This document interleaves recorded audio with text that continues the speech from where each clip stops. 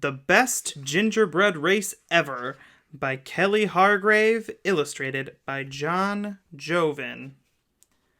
Tiny Tinsel was made of gingerbread. He was a little spicy, a lot sweet, extra shiny, and super da duper tiny. But being small didn't hold him back from his favorite day of all. Welcome to the gingerbread race. One lucky winner will take home the sweetest gingerbread trophy ever. But who will it be?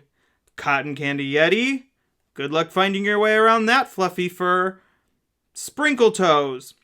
She leaves a trail of sprinkles wherever she goes. Lucky Licorice. His long legs leap unbelievable lengths. Bubblegum Berry. Those bubblegum paws bounce him high into the sky. Giggling Gumdrop? Her wand fires gumdrops when she giggles. Or Tiny Tinsel. He may be tiny, but his heart is mighty. Tiny Tinsel knew he was the underdog, but he'd dreamed of running in the great gingerbread race ever since his first day out of the oven. He practiced running laps around his hot chocolate pond and leaping over stacks of marshmallows. Now it was finally his time to shine. With the toot of a lollipop whistle, the racers were off. Tiny Tinsel was already far behind, but he didn't let that get him down. He ran and skipped and hopped until he noticed something odd up ahead. Sprinkle Toes and Cotton Candy Yeti were stuck together and surrounded by a sea of sprinkles. "Oh, my frosting, what happened here?" asked Tiny Tinsel. "Cotton Candy Yeti tripped on my sprinkles and landed right on top of me," said Sprinkle Toes.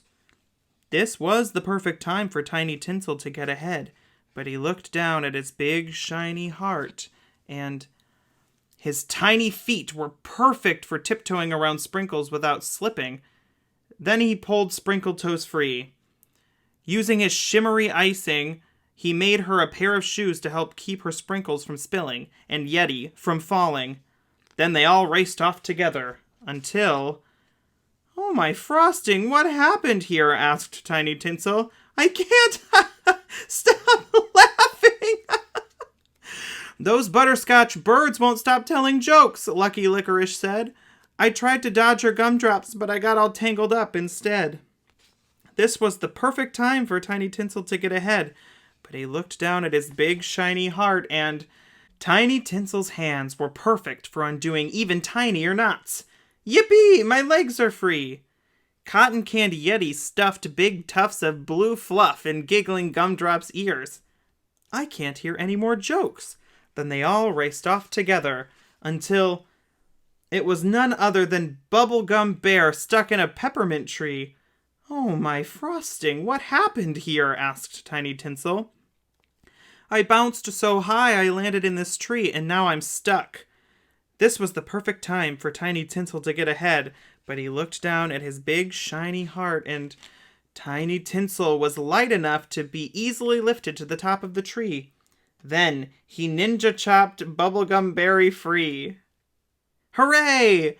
I get to bounce another day!" Then they all raced off together, until they came across a raging root beer river with the finish line just on the other side. "What on eggnog's earth are we to do?" asked Sprinkle Toes. But Tiny Tinsel already knew. He tied one end of a long piece of licorice to a donut tree.